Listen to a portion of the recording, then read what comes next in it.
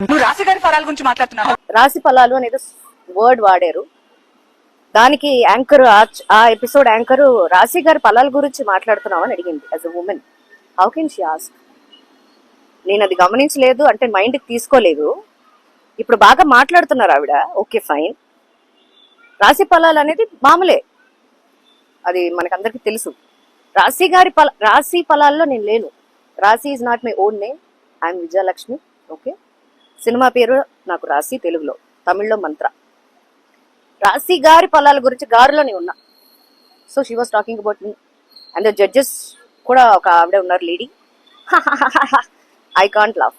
నేను ఆ ప్లేస్లో ఉండుంటే ఒక నిమిషం అండి ఆపేసి, ఏంటండి what is this, why are using this రాశి గారి ఫలాలు అని ఎందుకండి, అనవసరం కదా, అనవసరంగా ఎందుకు. కామిక్ చేయొచ్చండి. బాడీ షేమింగ్ అనేది చేయడానికి కన్న తల్లికి కన్న తండ్రికి కూడా రైట్ లేదు. అది మీ అందరికీ తెలుసు ఇవాళ రేపు. ఎందుకంటే పిల్లలు మన ఏమన్నా అంటే కూడా పిల్లలే డైరెక్ట్ గా కేసు వేసేస్తున్నారు యూఎస్ లో. మీకు తెలుసు కొన్ని ఇష్యూస్ జరిగినాయి ఆల్రెడీ.